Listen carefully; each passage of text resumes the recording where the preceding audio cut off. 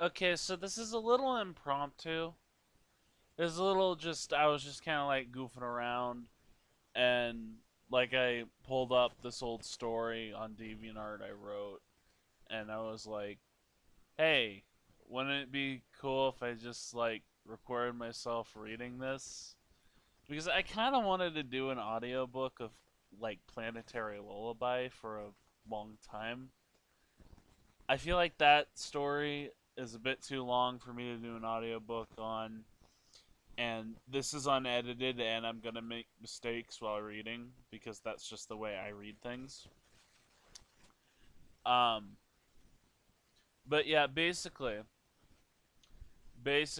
this right here, this is a short story I made which takes place immediately after Planetary Lullaby. And I am not going to explain anything. I am just going to read this and whatever you guys are visualizing is you know, with your lacking information, I, I'm just gonna read it. I'm just gonna read it. I'm just gonna read it. It will not make sense to anyone who has not read the full story, but I'll read it anyway. It was shortly after the events of the Seven-Day War. The largest portion of Laric's army found themselves either in the system of Odotham or in the Battle of Thiswin's system. Every Ubermish soldier that found themselves in Odotham were brought to the void mantle of the mysterious world of Taburu, as did many who fought against Achalim's army. Those that did not end up in Taburu went to one of three places: a mirror of Farinmik designed for Chemel, a mirror of Farinmik designed for Laric, and a mirror of Farinmik designed for the most relentless of Laric's army. This was the way. The mirrors of Farinmik are the temporary prisons for the Ubermish. Even still, with the Arch-Ubermish detained in the void mantle of Farinmik, his servants knew the prophecies, and knew well that the star of Thiswood had to fall by his very army. Indeed, there was a remnant of Ubermish that did not follow Laric to Odotham. Those loyal to Laric and Chemel followed their masters against Thiswood's star, but those loyal to Grevathon were given permission to stay behind, being failsafes in case the Seven-Day War was a failure for the Ubermish. Among those most loyal to Grevathon were two, Azazel and Lilith. Azazel was formless and void, barely noticeable with his simplistic triangular form. He often rested across the surface of planets as a shadow, interacting with nothing, but directing with complex instructions. His form would shift often with his movement, as though he had no idea what he wanted to be. Lilith, however, was an Ubermish of great form. Her head was like that of a wounded owl, able to turn 360 degrees in all directions.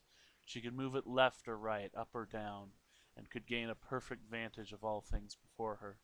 She had long, flowing dark hair, and two large spines flexed out of her shoulders. Gems of great value orbited the spines on her shoulders. She had a pair of wings, but they always covered her front, for even the Ubermish would be horrified by what her form looked like underneath. She had assisted in the battle to help Astori obtain a transliteration of the Archbereshi's song, yet her form was permanently wounded in the process. Not even the Bereshi's powers of self-healing would restore what she had lost. These two were known for helping the Ubermish in Odotham with designing the blueprints of an ever-building fortress, though this was several aeons ago, and neither knew what became of it. Is it true, Azazel? Lilith asked with a quiet voice. Is he? Of course, my friend, Azazel replied. he is Archbereshi. Other soldiers of the Ubermish had trouble convincing the Archbereshi in the past. Planetary Bereshi and Guardian Bereshi were easy enough, but Archbereshi were where much difficulty arose. The Archbereshi were quick and intelligent, knowing things the Planetary Bereshi did not, being forbidden of some knowledge, being allowed of some others. Each Archbereshi was given the knowledge of that which only they were to know.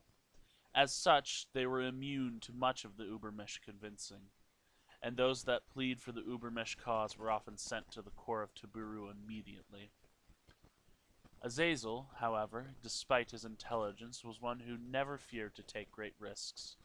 After all, if he was afraid of Taburu, he would have never sided with the Ubermensch. Azazel brought Samael to a planet of the Tash system, the one closest to its red. Oh, I made a mistake. I made a mistake. Oh, I made a mistake here. That's the wrong name. Okay, I'll fix it later. Azazel brought Samael to a planet of the Tash system, the one closest to its red supergiant glow. A dark figure moved in front of the star before them, eclipsing the star in a great shadow. The object, however, was no moon of this planetoid, for this figure was taller than the planet itself. As the Archbereshi floated down in front of the star, his true form began to show, drenching the planet beneath him in darkness and eclipsing the star behind his body. The star outlined his form in a bright red light. His eyes were beneath his decrepit smile, red like the blood of Sapien, and 3 massive fingers hovered over the wrist of each of his arms. His form was like that of a mountain which hovered in the void, but a mountain larger than the planets themselves. The sight was a great terror to Lilith, but there was nothing in her vicinity she could use to hide. Azazel, the Archbereshi spoke, his voice echoing through the whole of the system. The darkened glow of the morning star has fallen, has he not? Indeed, Azazel replied. His method was failure, but the method of our mother will not. Your method, you mean? The Archbereshi asked. Is it an embarrassment to give her the credit for this plan? Azazel asked. Is it not respectful to give honor upon her? Azazel noticed Lilith's trembling as she looked away from the Archbereshi, and Azazel moved his shadowy cast to the line of her vision. Lilith, it is rude to turn your face from our host, Azazel jested. Turn again unto our friend. Let his smile welcome you. Lilith, still trembling, turned again towards the Archbereshi, but her eye remained lowered. This is Belial, one of the newer recruits of Ubermesh. It is unfortunate, however, that I was not able to bring him to Adotham before the 7-Day War, of course. Of course, our Ubermesh will need one of great power to break fear of her prison, and Belial is certainly capable of the job. Upon realizing the hulking, brutish figure was an ally of Ubermesh, she rose her eye, bearing nearly as much excitement as fear. Thaisrid recovers from her most recent wound, Azazel spoke. A second wave will be enough to break through onto its star once more. I must admire you, Azazel, for once more you prove your intelligence and bravery, Lilith spoke, for one has certainly blinded the other. Even so, you present an interesting proposal. The Thaisrid star still stands, but Achelim mourns for those who have undoubtedly died. We attack in their weeping, Azazel explained, and drive them back onto the light of lights. But is it wise to attack Thaisrid if Arch-Ubermesh is still missing? Lilith asked. It'll be hard to find Taburu in the midst of a darkness that can be felt. Azazel laughed. Have you not learned my methods by now? Ubermesh conquest is built on bearing the consequences of gradual victories. I'm sure Arch-Ubermesh will understand. Lilith thought it over a little more, before she realized he had another problem with Azazel's plan. It required the will of the universe itself for Leric to reach Thaisrid, when Achelim sensed his wicked intentions. What makes you sure we will be able to reach Thaisrid ourselves? Lilith asked. As rambunctious as the two were, as reckless and chaotic, they always did value stealth a little too much, Azazel explained. Perhaps they took the long way around, when given Chemo's strength. There could have been an easier solution. Azazel brought his form near Lilith, shifting forth an arm and wrapping it over her shoulder. Don't you see, Lilith? Azazel asked. Achelim's blessing is given to those of pure intent, not those like we. However, if we may have one, just a single Archbereshi with pure intentions to request access to Thaiswood, our journey will be over as soon as it begins. So, Belial's intentions are pure? Lilith asked. Oh, ho, ho, ho, ho, ho! Belial bellowed with laughter. Not mine, little one, the hulking Archbereshi proclaimed. But the will of the pure may allow for wickedness if forced through a moral dilemma. Lilith began to shiver again, assessing that the figure before her, though on her side, was raving mad. There is an Archbereshi in this very chamber by the name of Mukwaiga, Belial claimed. I have assessed his level of will, and the tiny star he guards does not provide him with much. If the very life of his precious star were threatened, he would be left with a single choice. Either he will do nothing and let the star he has set to guard be destroyed, or he will cave under my strength and open a mirror gate to the place I desire. But what of the planetary Bereshi? Lilith asked. The remaining Ubermesh are scattered. It'll be hard to gain an army strong enough to fend against them. Army? Belial asked. You wish for an army? The hulking figure laughed at the owl's request. Very well, he replied. I shall give you the strength of one. Belial turned his attention towards an open space and reached out his hand. As he did, obsidian began to form in the shape of a large ring. The shadowy form of Azazel moved around Lilith, beckoning her to look away from Belial. When she looked at him, he took 2 boxes made of black glass out of the wisps of the shadows. These are for us. Hang on. No, that's the wrong way. These are for us, Azazel claimed. We may need them. Mukwege stood above the small white star of Shezwi, overlooking the system before him. Mukwege was a fairly small Archbereshi, as was his star. He stood nearly the height of his own star, but even the two together must have been only half the height of Belial. His head was the shape of a triangle with 3 closed eyes, and his black robe bore many eyes upon it, which also refused to open. His cloak extended upwards into 2 large spikes, and 4 hands orbited his body. The first planet was a dark gray, rocky world that orbited Shezwi at a quick speed. The second was an orangish, rusty world with thick gases that trapped heat into its surface. The world next to it was a watery world with continents of dirt and mud, along with clouds of white. Around it orbited a single gray moon about a quarter of its size. Next to it was a small red world with a sandy appearance, orbited by 2 moons. After the red planet was a belt of many asteroids. Beyond the asteroids was a large, gaseous, orange world of ever-raging storms, some raging the size of planets themselves. Next to that was a yellowish planet with many rings, bearing the appearance of a hexagon on one of its poles. It was followed by 2 similar-sized gas giants, one a light blue and the other a deeper blue. And at the edge of the system were many rocks, some too small and irregular in their orbit to even be considered planets. A massive ring of obsidian began to form at the edge of the system, and as the purple energies of a mirror gate spread from one end of the ring to another, a massive 3-finger hand the size of a planet reached out, before the upside-down face of Belial burst through the energies with a grimace spreading from ear to lack of a second ear.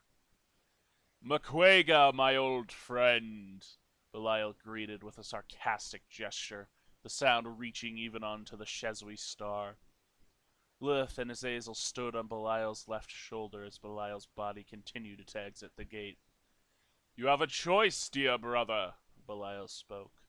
Either you open a gate to the Thaiswood star, or have your system meet its end. You decide.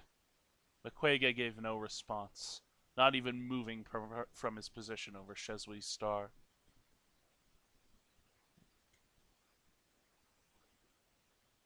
Oh, and I messed this up too. This isn't the right character. This isn't the character that's supposed to say that. Oh no, wait, is it? Oh, hang on, maybe it is.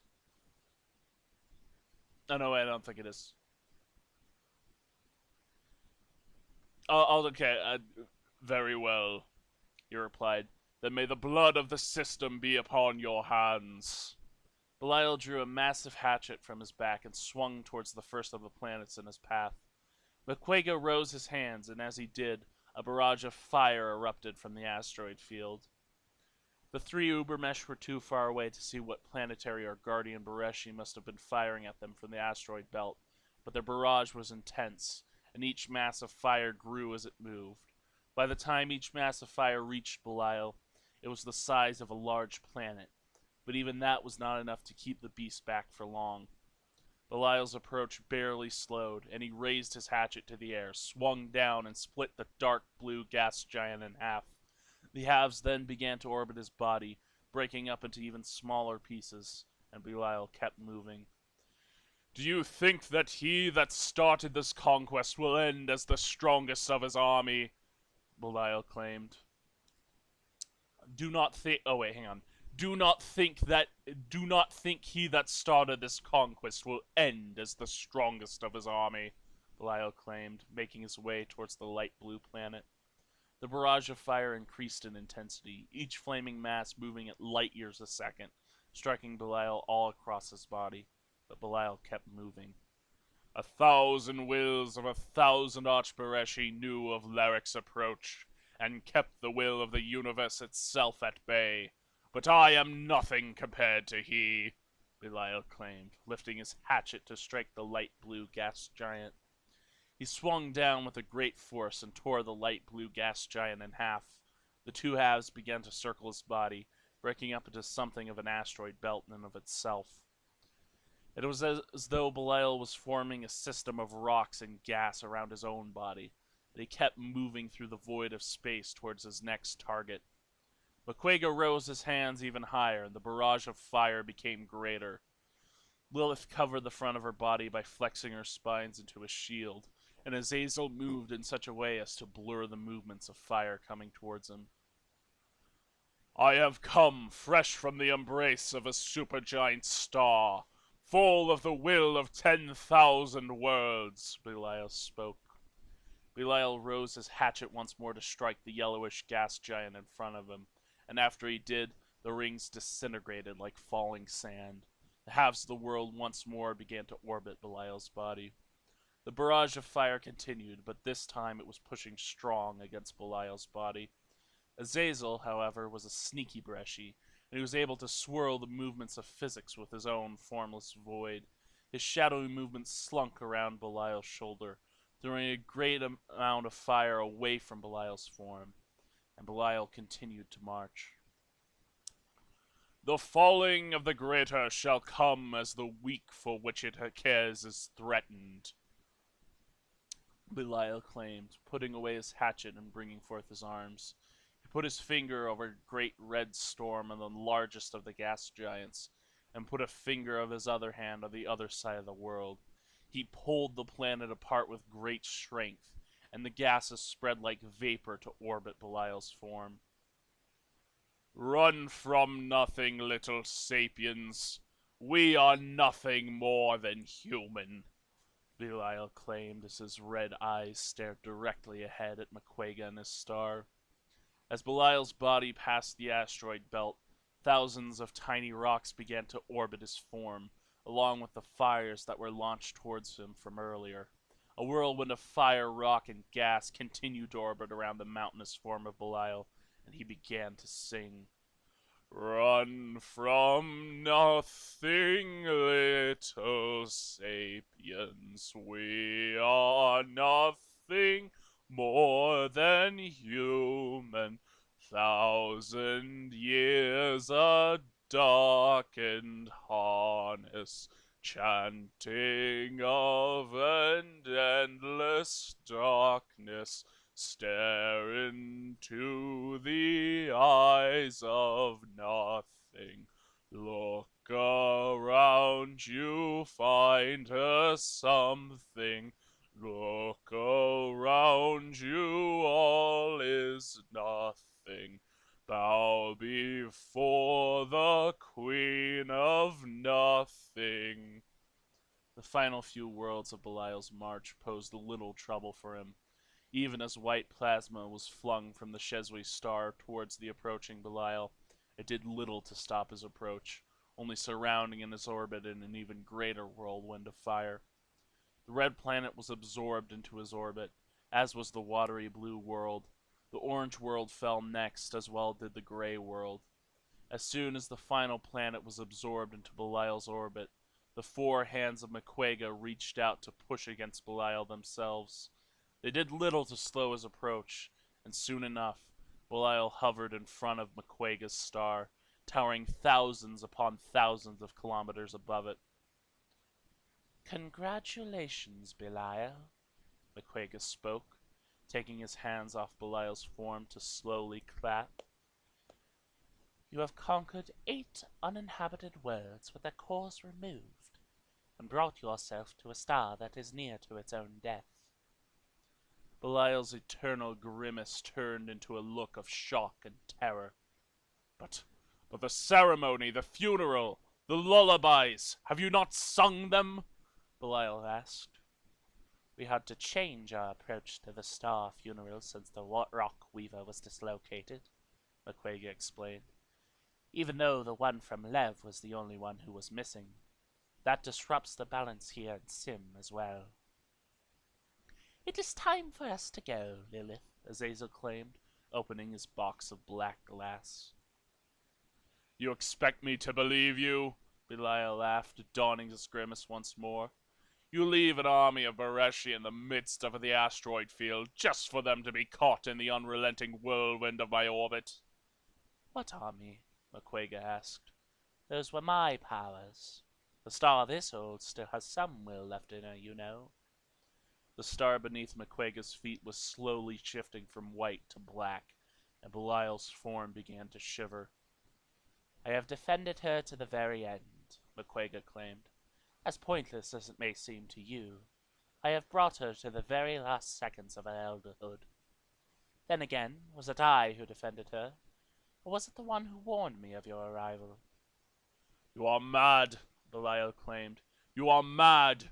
You stay put at the forming of a star's corpse! If a mere fraction of what Tavalef did for me is madness to you, I don't ever want to be sane, Mequega spoke. At a speed that felt like a nanosecond as well as an eternity, the white dwarf of Shezwi exploded into a dense void of darkness. Belial could not even comprehend what was happening to his form. One thing was for certain. Even his own will could never escape this intense plane of gravity. Azazel exited a mirror gate to arrive on a world of black, jagged rocks, and as he looked into the air, he saw the remains of what was once the nearest system.